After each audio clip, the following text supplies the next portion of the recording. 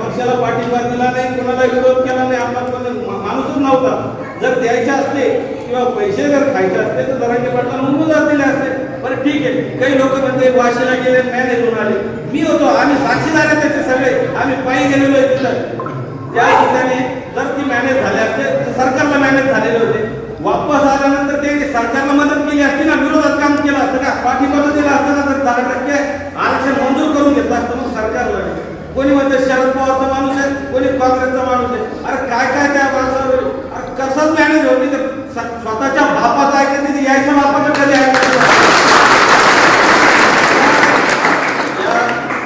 मी त्या सरकारला सांगू इच्छितो, आम्हाला कळू नका, आम्हाला राजकारणाशी घेणं देणं नाही. आमच्या पिढ्या बाबा झाल्या, आम्ही जन्माला आलो, आमच्या घरात राजकारण आहे. आमचं पोरगं लगेच 2-4 वर्षाला नंतर मला आमदार व्हायचं, सरपंच व्हायचं, ग्रामपंचायत सदस्य व्हायचं, काही देणं घेणं नाही. आम्हाला शिक्षणाचं नोकरीचं आरक्षण द्या, आमचे पोराचं कल्याण करा. हे सरकारला माझं म्हणणं आहे. कारण नाही असेल तर ढसाढसाट लोक करमाडच्या पंपाच्या बाजूला एक आपला त्याचं नाव आहे कुबेरचं नाव गणेश कुबेर, गणेश नाव होतं त्याचं. आम्हाला फोन आला, त्या पोरांनी बिगारी काम करत होता पंपाच्या बाजूला. तर जरांगे पाटील उपस्थितीनं ते हात करणार होता. तर यांनी ते पाहिला की एक बाई रडत होती, दादा पाणी प्या पाणी प्या. तुमचं ते टाव पाहून याला राहुल आणि त्याला ते भावना टाकलं.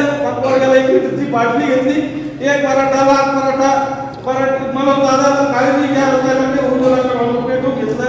अहो त्याला वेगळ्या हॉस्पिटलला संभाजीनगर आणलं. डॉक्टर त्याला विचारायला ते म्हणते एक पराठा लाल पराठा मला जरा काळजी घ्या. त्याला मुंबईला गेलं, इथं नाही झालं, बिचारा वारला. तर आम्ही तिथं गेलो दवाखान्यामध्ये.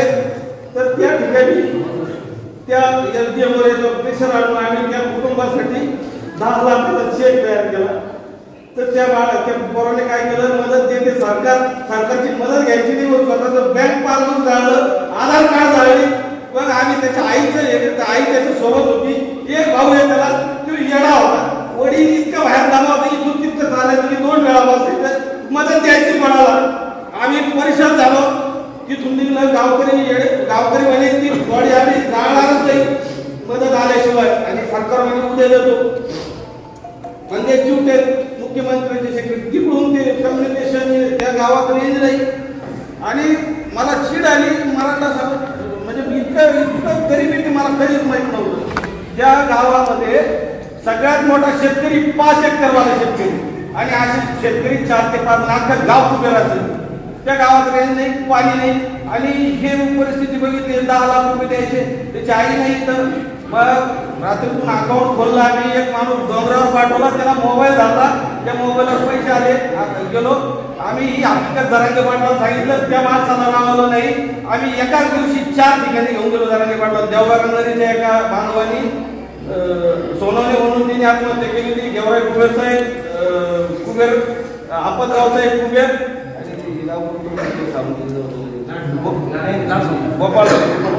गोपाळपूर, अशा 4-5 ठिकाणी आम्ही जरांगे पाटलाला घेऊन गेलो. पण एक आहे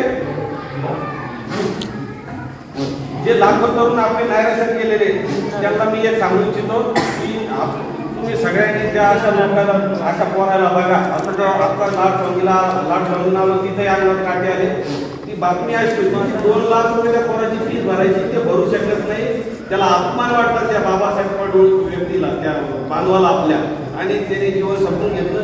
किती भयानक परिस्थिती आहे. आपण आपल्यातच भांडण करत चाललो. म्हणून होतो आपण एक आपल्या पाठीशी, आपल्यापेक्षा मुस्लिम, दलित, धनगर हे सगळे आपल्या पाठीशी खंबीरपणे उभे. आपण आता लढायला शिका. मला म्हणजे बोलायचं दुसरं होतं, मी बोलतो दुसरं. मला माझ्या वडिलांना असं त्यांना आयुष्यमान कमी भेटलं. माझे वडील दादाराव होळे, आयुष्यमान कमी भेटलं. पण ज्या लोकांना मी भेटतो आणि मला ते विचारते तू कोणाचा आहे, तरी मी मोडायचं सांगितलं. तर मी जर मला दादारावचा आहे तर ते म्हणजे तू दादारावचा आहे का, म्हणजे ते काय काम केलं असेल मला माहित नाही. पण मला त्यांच्यासारखं काम करून मारायचंय, म्हणून मी